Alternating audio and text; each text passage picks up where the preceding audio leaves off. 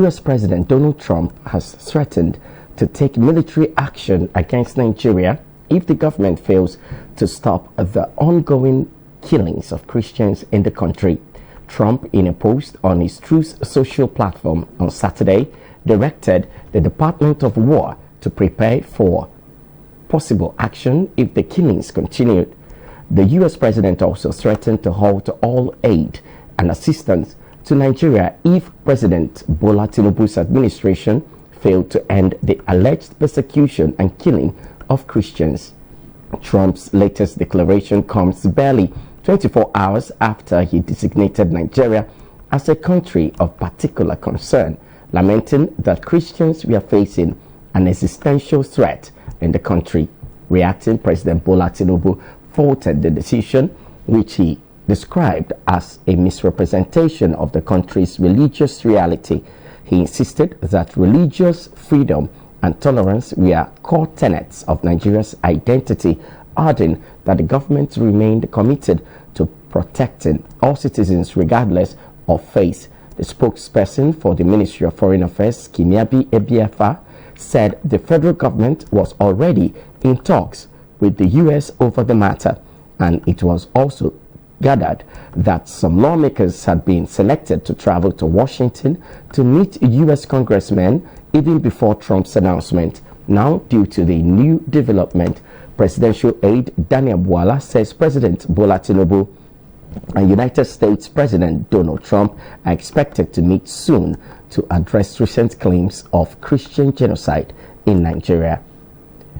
The federal government has promised to release 11.9 billion naira within 72 hours for the payment of outstanding arrears, including the accoutrement allowance to doctors and other healthcare workers across the country.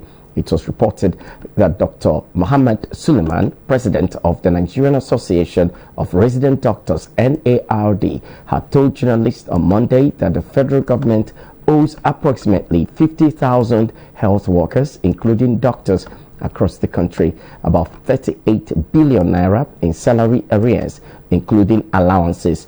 The resident doctors on Saturday embarked on a nationwide indefinite strike and ordered its 11,000 members in both federal and state-owned health facilities to withdraw their services. In a statement signed by the Deputy Director and Head, Information and Public Relations, Federal Ministry of Health and Social Welfare, Alaba Balogu, the government noted that the move is part of ongoing efforts to resolve welfare concerns raised by the Nigerian Association of Resident Doctors and other unions, and to reaffirm the federal government's commitment to industrial peace and reform in the health sector.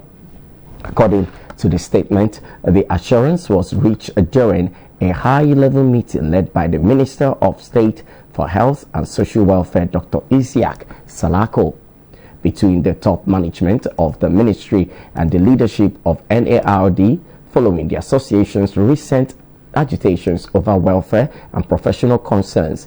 It noted that the government remains committed to ensuring that the welfare, motivation, and stability of the nation's health workforce serve as the foundation of all health policies and programs.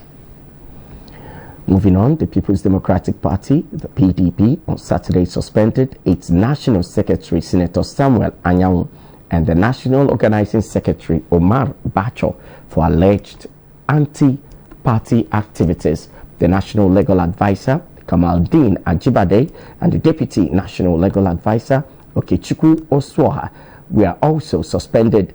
The National Working Committee, NWC, took the decision at a meeting it held in Abuja on Saturday. This is coming barely 24 hours after an Abuja Federal High Court stopped the forthcoming November 15 National Elective Convention of the party.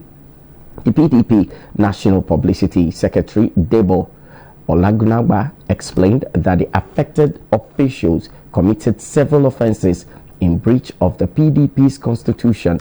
They are all suspended for 1 month and referred to the National Disciplinary Committee. Still in the news, the All Progressives Congress has urged the Independent National Electoral Commission, INEC, and the Nigeria Police Force to investigate Anambra State Governor Professor Chukwuma Soludo over his recent promise of cash rewards to party supporters in words that deliver victory for the All Progressives Grand Alliance in next Saturday's governorship election. The APC's National Secretary Ajibola Bashiru made the call in an interview recently, accusing Soludo of attempting to influence voters through financial inducement instead of relying on his administration's performance. Soludo, who is also the APGA governorship candidate, sparked controversy after pledging cash incentives during a campaign rally in Omunse, Orumba South local government area on October 25th. At the rally, the governor promised monetary rewards to party supporters based on ward performance in the election.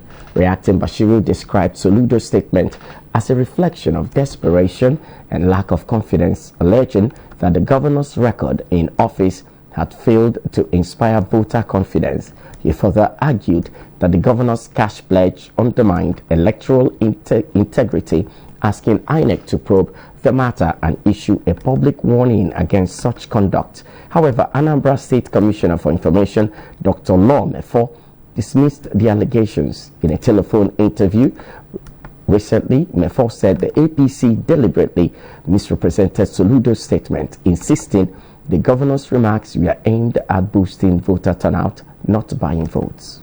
No fewer than 17 people have been killed in fresh attacks by gunmen across communities in Plateau and Kaduna states. In Kaduna, 7 people were confirmed dead and 1 other injured after gunmen invaded the Makasowa community in Chawai, Kauru local government area of the state. According to reports gathered, the assailants invaded the community around 8 p.m. on Friday, shooting sporadically and forcing residents to flee into nearby bushes for safety. The attack threw the entire community into panic as gunshots rent the air for several minutes without any immediate response from security personnel. According to some residents who spoke with newsmen, the paramount chief of Chawai, Alhaji Yahya Mohammed, who confirmed the incident, said 5 persons were shot dead on the spot, while 2 others who were critically injured later died. As of press time, security agencies had yet to issue an official statement on the incident. In Plateau State, 10 people were reportedly killed in separate attacks between Friday and Saturday. 7 were confirmed dead in Kui community, William local government area, while 3 others were killed in Pushit community, Mangu local government area. The Ngwahavul Development Association confirmed the attack in a statement signed by its director of public affairs Friday, Dawan. Moving on, Taraba State has reported an outbreak of the avian influenza virus, popularly known as bird flu, in parts of Wukari local government area of the state.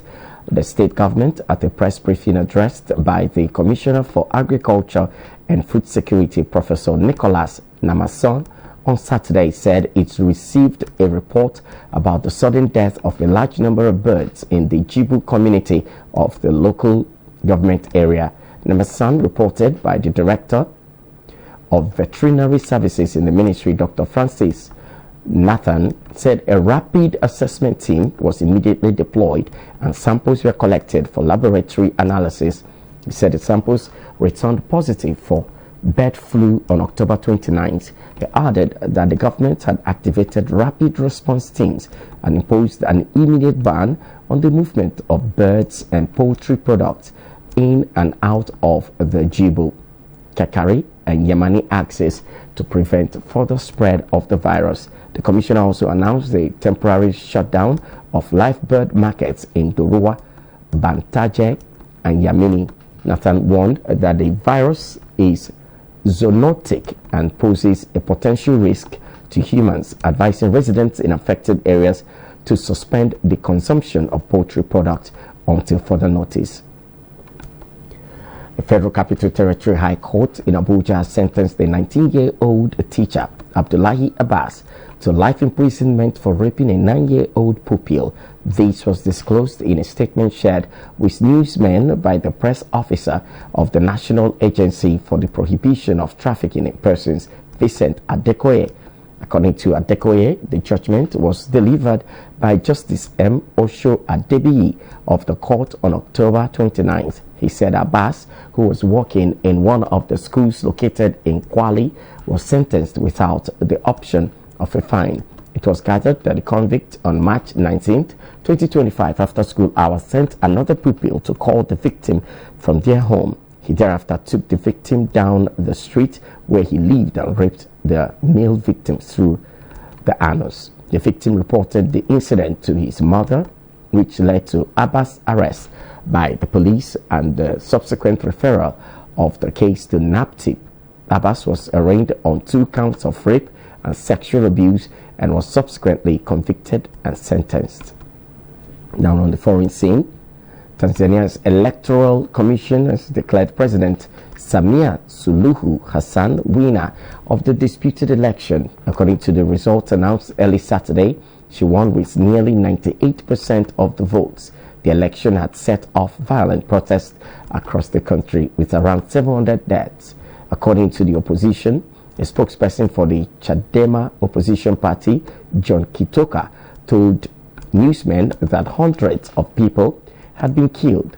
He added that the toll could be much higher because killings could be happening during a nighttime curfew that was imposed from Wednesday. And that's the news here on TV Sapiencia. My name is Chinonso IX3 Ekoma. We do have loads of beautiful programs lined up for your viewing pleasure. Do enjoy and have a wonderful Sunday. And again, Happy New Month.